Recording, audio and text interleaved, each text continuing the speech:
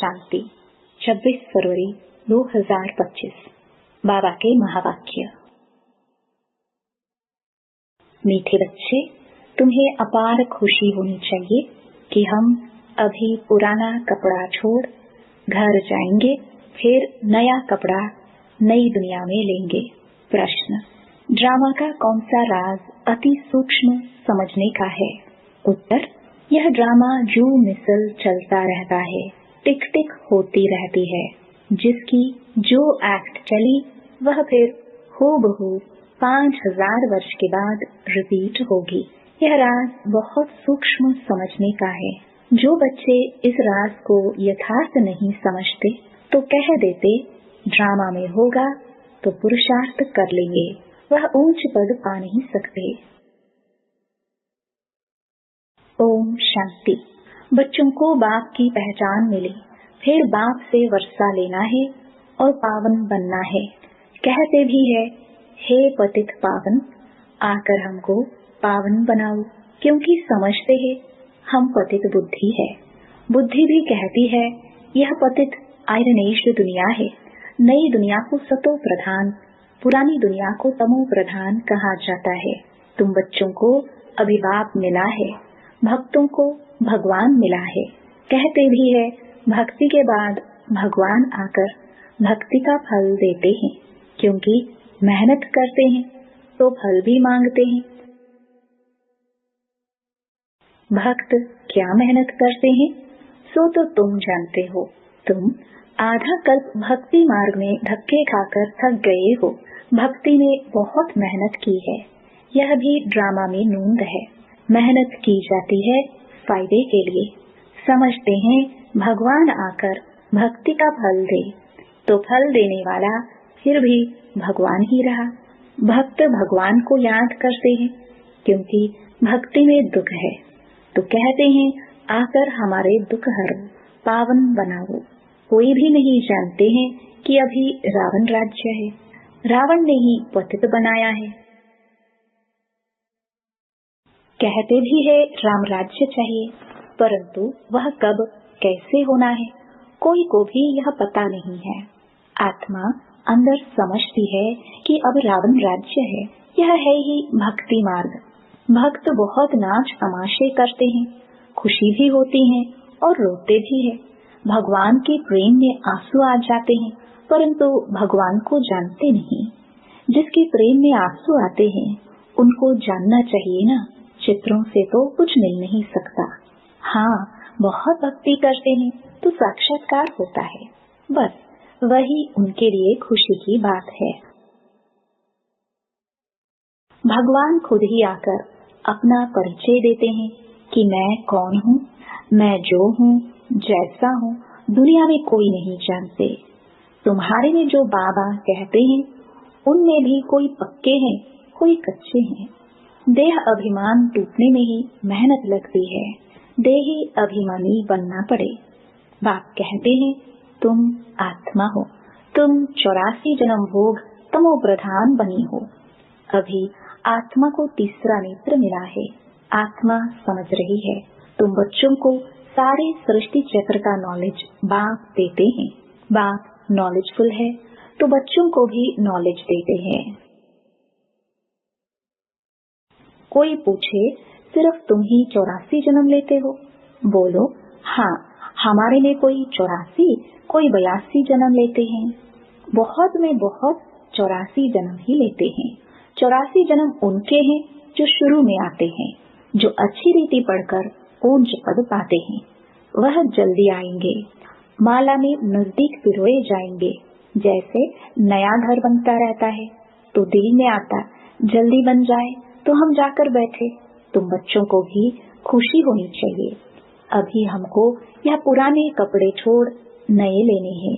नाटक में एक्टर्स घंटा आधा पहले से ही घड़ी को देखते रहते हैं। टाइम पूरा हो तो घर जाए, वह टाइम आ जाता है। तुम बच्चों के लिए बेहद की घड़ी है। तुम जानते हो जब कर्मातीत अवस्था को पाएंगे तो फिर यहाँ रहेंगे नहीं। कर्मातीत बनने लिए भी याद में रहना पड़े, बड़ी मेहनत है। नई दुनिया में तुम जाते हो, फिर एक एक जन्म में कला कम होती जाती है। नए मकान में 6 मास बैठो तो कुछ न कुछ दाग आदि हो जाते हैं ना, थोड़ा फर्क पड़ जाता है। तो वहाँ नई दुनिया में भी कोई तो पहले आएंगे, कोई थोड़ा देरी से आएंगे। पहले जो आएंगे उनको कहेंगे सतो प्रधान। फिर आहिस्ते आहिस्ते कला कम होती जाती है। यह ड्रामा का चक्र जो मिसल चलता रहता है, टिक टिक होती रहती है। तुम जानते हो, सारी दुनिया में जिसकी जो भी एक्ट चलती है, यह चक्र फिरता रहता है। यह बड़ी सूक्ष्म बातें हैं समझने की। बाप अनुभव से सुनाते हैं। तुम जानते हो, यह पढ़ाई फिर 5000 वर्ष बाद रिपीट होगी। यह बना बनाया खेल है। इस चक्र का किसको पता नहीं है। इसका क्रिएटर, डायरेक्टर, मुख्य एक्टर कौन है, कुछ भी नहीं जानते। अभी तुम बच्चों को पता है, हम 84 जन्म भोग अब वापस जाते हैं। हम आत्मा है। देही अभिमानी बने तब खुशी का पारा चढ़े। वह है हद का नाटक, यह है बेहद का। बाबा हम आत्माओं को पढ़ा रहे हैं। यह नहीं बताएंगे कि फलाने समय यह होगा। बाबा से कोई भी बात पूछते हैं तो कहते हैं ड्रामा में जो कुछ बताने का है वह बता देते हैं। ड्रामा अनुसार जो उत्तर मिलना था सो मिल गया, बस उस पर चल पड़ना है। ड्रामा बिगर बाप कुछ भी नहीं कर सकते हैं। कई बच्चे कहते हैं ड्रामा में होगा तो पुरुषार्थ कर लेंगे, वह कभी ऊंच पद पा नहीं सकते। बाप कहते हैं पुरुषार्थ तुमको करना है। ड्रामा तुमको पुरुषार्थ कराता है कल्प पहले मुआफिक। कोई ड्रामा पर ठहर जाते हैं कि जो ड्रामा में होगा तो समझा जाता है इनकी तकदीर में नहीं है। अब तुमको स्मृति आई है, हम आत्मा है। हम यह पाठ बजाने आए हैं। आत्मा भी अविनाशी है, पाठ भी अविनाशी है। 84 जन्मों का पाठ आत्मा में नूंधा हुआ है। फिर वही पाठ बजाएंगे। इसको कहा जाता है कुदरत। कुदरत का और क्या विस्तार करेंगे। अब मुख्य बात है पावन जरूर बनना है। यही फिक्रात है। कर्म करते हुए बाप की याद में रहना है। तुम एक माशूक के आशिक होना। एक माशूक को सब आशिक याद करते हैं। वह माशूक कहते हैं अभी मुझे याद करो, मैं तुमको पावन बनाने आया हूँ। तुम मुझे ही पतित पावन कहते हो, फिर मुझे भूलकर गंगा को क्यों पतित पावनी कहते हो। अभी तुमने समझा है तो वह सब छोड़ दिया है। तुम समझते हो बाप ही पतित पावन है। अब पतित पावन श्री कृष्ण को समझ कभी याद नहीं करेंगे, परंतु भगवान कैसे आते हैं यह कोई नहीं जानते। श्री कृष्ण की आत्मा जो सत्युग में थी वह अनेक रूप धारण करते करते अभी तमो प्रधान बनी है, फिर सतो प्रधान बननी है। शास्त्रों में यह भूल कर दी है। यह भी भूल जब हो तब तो हम आकर अभूल बनाए ना। यह भूले भी ड्रामा में है, फिर भी होगी। अब तुमको समझाया है। शिव भगवान वाच, भगवान कहते भी शिव को है। भगवान तो एक ही होता है। सब भक्तों को फल देने वाला एक भगवान, उनको कोई भी जान नहीं सकते। आत्मा कहती है ओ गॉड फादर। वो लौकिक फादर तो यहाँ है, फिर भी उस बाप को याद करते हैं तो आत्मा के 2 फादर हो जाते हैं। भक्ति मार्ग में उस फादर को याद करते रहते हैं। आत्मा तो है ही। इतनी सब आत्माओं को अपना अपना पाठ मिला हुआ है। एक शरीर छोड़ फिर दूसरा ले पाठ बजाना होता है। ये सब बातें बाप ही समझाते हैं। कहते भी है हम यहाँ पाठ बजाने आए हैं। यह एक मांडवा है। उनमें यह चांद सितारे आदि सब बत्तियां हैं। इन सूर्य चांद सितारों को मनुष्य देवता कह देते हैं, क्योंकि यह बहुत अच्छा काम करते हैं, रिमझिम करते हैं, किसको तकलीफ नहीं देते हैं, सबको सुख देते हैं, बहुत काम करते हैं, इसलिए इनको देवता कह देते। अच्छा काम करने वाले को कहते हैं ना, यह तो जैसे देवता है। अब वास्तव में देवताएं तो सत्युग में थे, सब सुख देने वाले थे, सबकी प्रीत थी, इसलिए देवताओं से उनकी भेंट की है। देवताओं के गुण भी गाए जाते हैं, उन्हों के आगे जाकर गाते हैं, हम निर्गुण हारे में कोई गुण नहीं, आप ही तरस परोए, आपको तो तरस पड़ता होगा। बाप कहते हैं, तरस पड़ा है तब तो फिर भी आया हूँ तुमको गुणवान बनाने। तुम पूज्य थे, अब पुजारी बने हो, फिर पूज्य बनो। हमसों का अर्थ भी तुमको समझाया है। मनुष्य तो कह देते आत्मा सो परमात्मा, परमात्मा सो आत्मा। बाप कहते हैं ये रॉन्ग है, तुम आत्मा निराकार थे, फिर सो देवता, क्षत्रिय, वैश्य, शूद्र बनी, अभी सो ब्राह्मण वर्ण में आई हो। आत्मा पहले सतो प्रधान सतो रजो तमो में आती है। अभी तुम बच्चे समझते हो। यह नॉलेज बाबा कल्प कल्प संगम युग पर हमको आकर देते हैं। बरोबर भारत स्वर्ग था, वहाँ कितने थोड़े मनुष्य होंगे। अभी कलयुग है, सब धर्म आ गए हैं। सत्युग में थोड़े ही कोई धर्म था, वहाँ होता ही है एक धर्म, बाकी सब आत्माएं चली जाती हैं। तुम जानते हो अभी इस पुरानी दुनिया का विनाश सामने खड़ा है।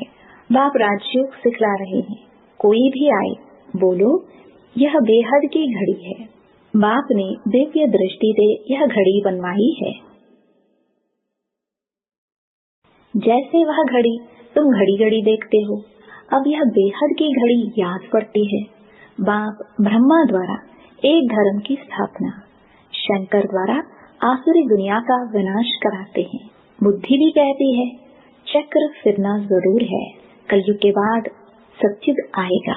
अभी मनुष्य भी बहुत है, उपद्रव भी बहुत होते रहते हैं, मुसल भी वही है। शास्त्रों में तो कितनी कथाएं बना दी है। बाप आकर वेदों शास्त्रों का सार समझाते हैं। मुख्य धर्म भी 4 हैं। यह ब्राह्मण धर्म है 5वां, सबसे ऊंच से ऊंच यह है छोटा धर्म। यज्ञ की संभाल करने वाले ब्राह्मण है, यह ज्ञान यज्ञ है। उपद्रव को मिटाने के लिए यज्ञ रचते हैं। वह समझते हैं यह लड़ाई आदि न लगे। अरे लड़ाई नहीं लगेगी तो सत्युग कैसे आएगा? इतने सब मनुष्य कहाँ जाएंगे? हम सब आत्माओं को ले जाते हैं तो जरूर शरीर यहाँ छोड़ना पड़े। तुम पुकारते भी हो, हे बाबा आकर हमको पतित से पावन बनाओ। बाप कहते हैं हमको जरूर पुरानी दुनिया का विनाश कराना होगा। पावन दुनिया है ही सत्युग, सबको मुक्ति धाम ले जाता हूँ। सब काल को तो बुलाते हैं ना, यह नहीं समझते कि हम तो कालों के काल को बुलाते हैं। बाप कहते हैं यह भी ड्रामा में नूंद है। आत्माओं को छीछी दुनिया से निकाल शांति धाम ले जाता हूँ।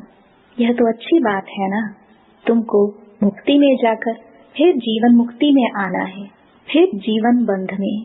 इतने सब सत्युग में तो नहीं आएंगे, फिर नंबरवार आएंगे। इसलिए अब शांति धाम और सुख धाम को याद करो। पिछाड़ी में जो आते हैं उन्हों का तो पाठ ही थोड़ा है, पहले जरूर वह सुख पाएंगे। तुम्हारा पाठ सबसे ऊंच है, तुम बहुत सुख पाते हो। धर्म स्थापक तो सिर्फ धर्म की स्थापना करते, किसी को लिबरेट नहीं करते। बाप तो भारत में आकर सबको ज्ञान देते हैं, वही सबका पतित पावन है, सबको लिबरेट करते हैं। और धर्म स्थापक कोई सदगति करने नहीं आते, वह आते हैं धर्म स्थापन करने। वह कोई शांति धाम सुख धाम में नहीं ले जाते, सबको शांति धाम सुख धाम में बाप ही ले जाते हैं। जो दुख से छुड़ाए सुख देते हैं उनके ही तीर्थ होते हैं, मनुष्य समझते नहीं। वास्तव में सच्चा तीर्थ तो एक बाबा का ही है, महिमा भी एक की ही है। सब उनको पुकारते हैं, हे लिबरेटर आओ। भारत ही सच्चा तीर्थ है, जहाँ बाप आकर सबको मुक्ति जीवन मुक्ति देते हैं। तो तुम फिर भक्ति मार्ग में उनके बड़े बड़े मंदिर बनाते हैं, हीरे जवाहरों के मंदिर बनाते हो। सोमनाथ का मंदिर कितना खूबसूरत बनाते हैं। और अभी देखो बाबा कहाँ बैठे हैं, पतित शरीर में, पतित दुनिया में। तुम ही पहचानते हो, तुम बाबा के मददगार बनते हो। औरों को रास्ता बताने में जो मदद करेगा उनको ऊंच पद मिलेगा, यह तो कायदा है। बाप कहते हैं मेहनत करो, बहुतों को रास्ता बताओ कि बाप और वर्षे को याद करो। 84 का चक्र तो सामने है। यह है जैसे अंधों के आगे आईना। यह ड्रामा हूबहू रिपीट होता है, फिर भी मुझे कोई नहीं जानेगा। ऐसे नहीं कि मेरा मंदिर लूटते हैं तो मैं कुछ करूं, ड्रामा में लूटने का ही है, फिर भी लूट जाएंगे। मुझे बुलाते ही हैं पतित से पावन बनाओ, तो मैं आकर तुम बच्चों को पढ़ाता हूँ। ड्रामा में विनाश की भी नूंद है, सो फिर भी होगा। मैं कोई फूंक नहीं देता हूँ कि विनाश हो जाए। यह मुसल आदि बने हैं, यह भी ड्रामा में नूंद है। मैं भी ड्रामा के बंधन में बंधा हुआ हूँ। मेरा पाठ सबसे बड़ा है, सृष्टि को बदलना, पतित से पावन बनाना। अब समर्थ कौन? मैं, यह ड्रामा। रावण को भी ड्रामानुसार आना ही है। जो नॉलेज मेरे में है वह आकर देता हूँ। तुम शिव बाबा की सेना हो, रावण पर जीत पाते हो। बाप कहते हैं सेंटर्स खोलते रहो, मैं आता हूँ पढ़ाने। मैं कुछ लेता नहीं हूँ, पैसे जो कुछ है वह इसमें सफल करो। ऐसे भी नहीं सब खलास कर भूख मरो, भूख कोई मर नहीं सकता। बाबा ने सब कुछ दिया, फिर भूख मरते हैं क्या? तुम भूख मरते हो क्या? शिव बाबा का भंडारा है। आजकल तो दुनिया में देखो कितने मनुष्य भूख मरते रहते हैं। अभी तुम बच्चों को तो बाप से पूरा वर्षा लेने का पुरुषार्थ करना है। यह है रूहानी नेचर क्योर। बिल्कुल सिंपल बात, सिर्फ मुख से कहते हैं मन मना भव, आत्मा को क्योर करते हैं। इसलिए बाप को अविनाशी सर्जन भी कहते हैं। कैसा अच्छा ऑपरेशन सिखलाते हैं। मुझे याद करो तो तुम्हारे सब दुख दूर हो जाएंगे, चक्रवर्ती राजा बन जाएंगे। इन कांटों के जंगल में रहते हुए ऐसे समझो कि हम फूलों के बगीचे में जा रहे हैं, घर जा रहे हैं। एक दो को याद दिलाते रहो, अल्लाह को याद करो तो बे बादशाही मिल जाएगी। अच्छा, मीठे मीठे सिखिलदे बच्चों प्रति माता पिता बाप दादा का याद प्यार और गुड मॉर्निंग। रूहानी बाप की रूहानी बच्चों को नमस्ते। धारणा के लिए मुख्य सार। पहला, ऊंच पद पाने के लिए बाप का पूरा पूरा मददगार बनना है, अंधों को रास्ता दिखाना है, बेहद की घड़ी को सदा याद रखना है। दूसरा, यज्ञ की संभाल करने के लिए सच्चा सच्चा ब्राह्मण बनना है। पैसे आदि जो हैं उन्हें सफल कर बाप से पूरा पूरा वर्षा लेना है।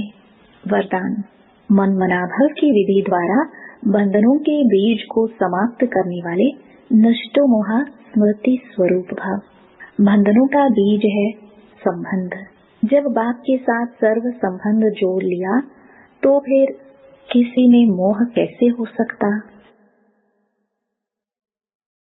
बिना संबंध के मोह नहीं होता, और मोह नहीं तो बंधन नहीं। जब बीज को ही खत्म कर दिया तो बिना बीज के वृक्ष कैसे पैदा होगा? यदि अभी तक बंधन है तो सिद्ध है कि कुछ तोड़ा है, कुछ जोड़ा है। इसलिए मन मनाभव की विधि से मन के बंधनों से भी मुक्त नष्टो मोहा स्मृति स्वरूप बनूं, फिर यह शिकायतें समाप्त हो जाएंगी कि क्या करे, बंधन है, कटता नहीं। स्लोगन: ब्राह्मण जीवन का सांस उमंग उत्साह है, इसलिए किसी भी परिस्थिति में उमंग उत्साह का प्रेशर कम न हो। ओम शांति।